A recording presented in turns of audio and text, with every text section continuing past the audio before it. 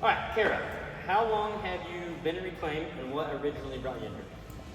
I'm an OG. Mm-hmm. So I actually, my son was doing sports and performance training with James when he decided to open this facility. So I had the honor actually of sitting here when like boxes were coming in with equipment and stuff like that. Yeah, before I was it here. was pretty exciting.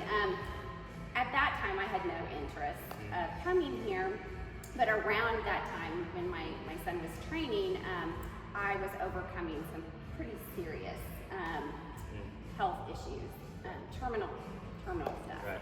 And my doctor had just done a bone scan, and he said for my age, my bone density was critically low.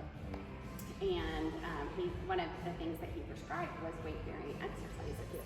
Because even though at that time people probably thought I looked healthy because I was thin, being thin doesn't mean healthy. And I was very unhealthy, and I didn't have any muscle really. Right. And so because of the illness, my bones were just deteriorating. Right. I was very young.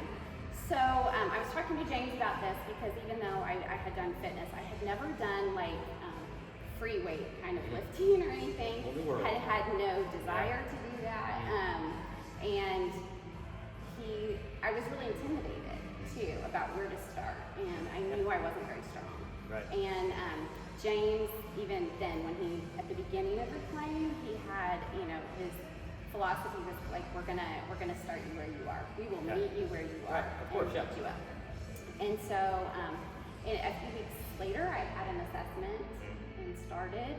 And I look back at that time, and I couldn't bench press a 35-pound bar. Right. Couldn't push press a bar.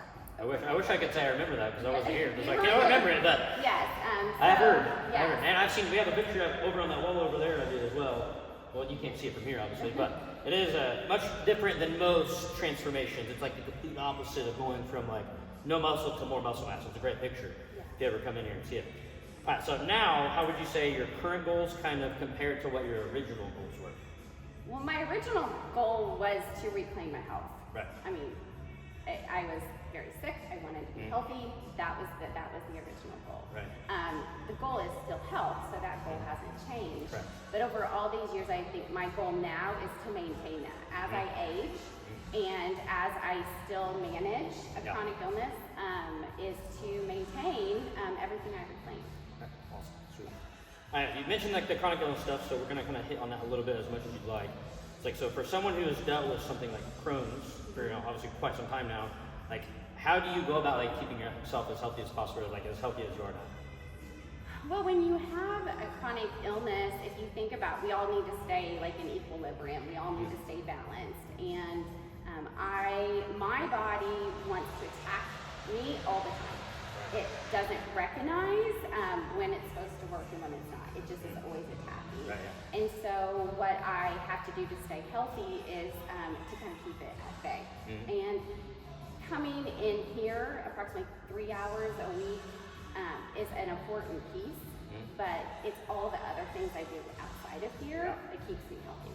So it's managing a healthy lifestyle in general.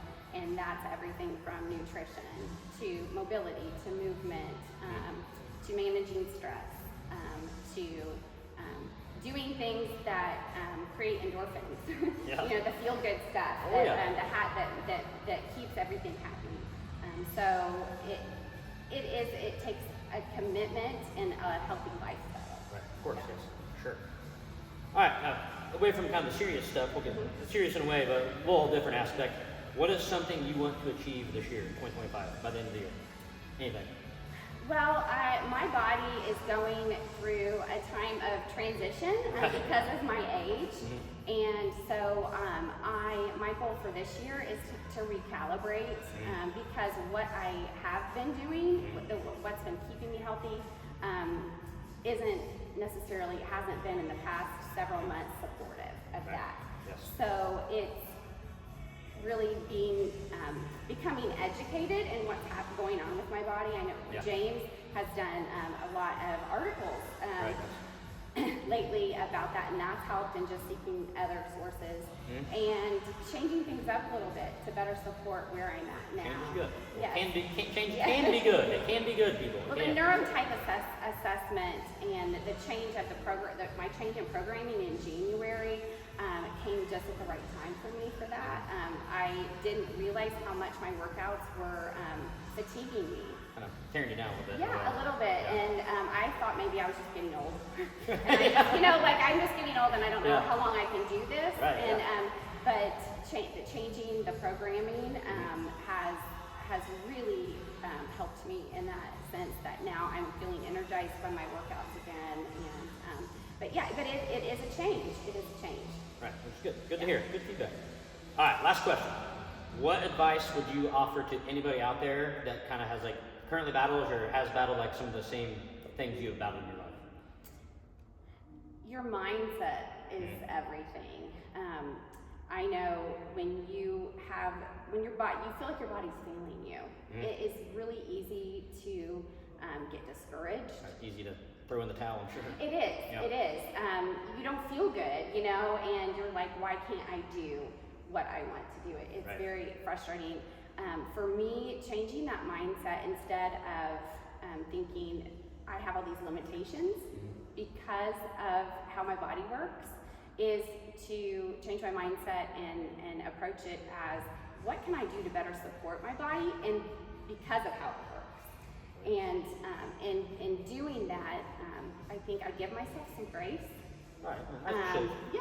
I think I give myself some grace and know that I am going to have to, on days or weeks or sometimes months, approach things differently so I can better support my body, and in doing that, balance myself out again. All about perspective and the big picture. It is, yeah. All right, thank you. Awesome Yeah. work.